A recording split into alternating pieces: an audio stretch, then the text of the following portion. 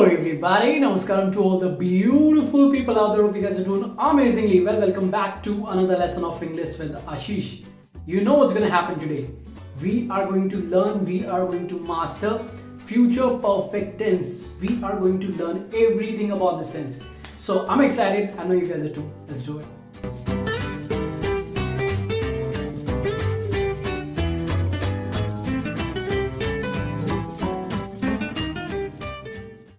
Alright guys, now let us understand when do we use this tense, when do we need future perfect tense, when? Let's talk about it. See, we use future perfect tense to talk about something which is basically an action that will be completed in the future before a particular point of time, before a certain time, right? So we are talking about an action that will be completed in the future before something else happens. That could be a particular time or an action, right? But understand this, it is very important to talk about the time or the action before which this action gets completed in the future. And how do we form a sentence here? Very simple. Subject followed by will, followed by have, followed by a past participle.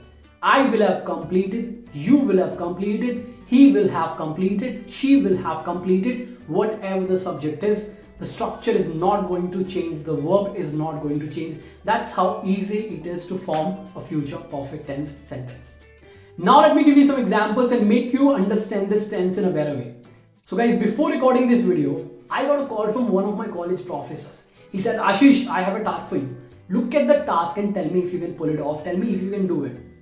I looked at the task and I said, so I can surely do it. He said the deadline is 25 December. When will you submit it to me? I said, so I do not know the exact time when I will submit the work to you, but I will have completed this task before 25 December. See, I am talking about something, an action that will be completed in the future before 25 December, which is a particular time before this action gets completed in the future. That's how we use future perfect tense. We are talking about something, an action that will be completed in the future before a particular point of time, or an action, I can say, I will have completed this task before you call me. I will have completed this task before you call me. Again, I'm talking about something that will be done in the future before an action happens. That also refers to a time, but we do not know the exact time the other action refers to. I hope you got the idea. Let me give you more examples.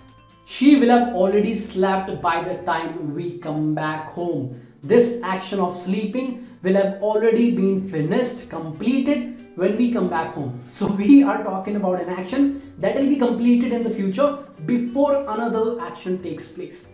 What is that? We coming back to home. So this is going to happen in the future. We just do not know the exact time when this action, the second action takes place, which is we coming back to home.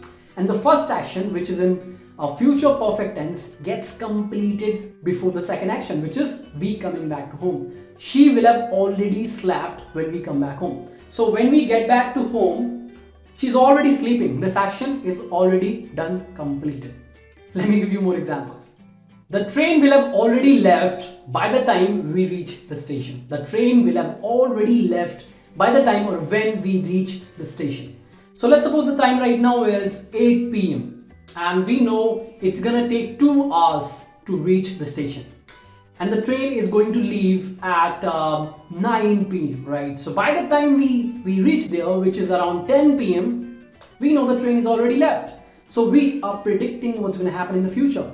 The train will have already left by the time we reach the station, or when we reach the station, which is around 10 p.m, the train will have already left by then. Alright? I will have become a millionaire before I retire. I will have become a millionaire. Yes, a millionaire before I retire. Again, I am talking about something that will be completed in the future before a particular time, which is when I retire. This is an action. It's not a particular point of time in the future. It's very unspecific time. But again, it's a time in the future. And before this time, which is when I retire in the future, something will have already been completed, which is I will have become a millionaire. Let me give you one more example. The party will have been finished before you arrive. The party will have been finished. So we are using been after have. Why? Because the action is in passive form. The party is not doing anything. Somebody else is finishing the party. The party is receiving the action here. And that's why we are using the passive structure. In a passive structure, we use been after have. Will have been followed by a past participle. The party will have been finished. Somebody else is going to do that action. The party cannot finish itself, can it? It can't, right? So it's a passive structure. In a passive structure, use been after have. The party will have been ended or will have been finished before you guys arrive, or when you guys arrive, or by the time you guys arrive. Now let's understand how to form sentences here. We'll start with the very first type, which is a positive sentence and affirmative sentence. An affirmative sentence starts with the subject, followed by will, followed by have, followed by the past participle, followed by the time before which this action in future perfect tense gets completed. I will have completed this task before she calls. She will have cooked the food when we get back home. Negative sentences. We just add not after the auxiliary verb will.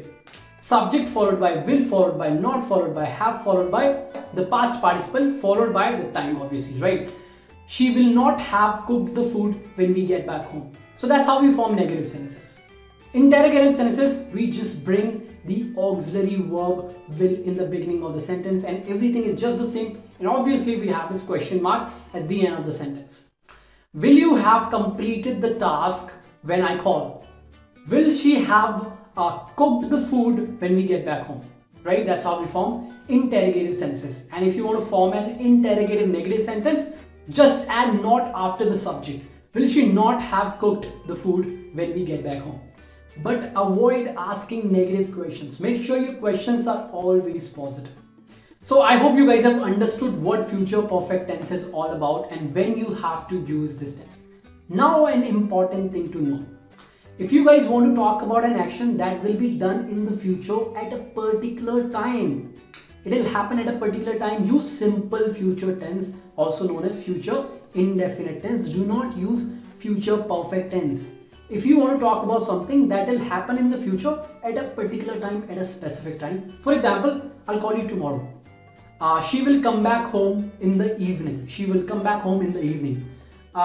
He will start the meeting at 9 a.m. He will do something in the future at 9 a.m.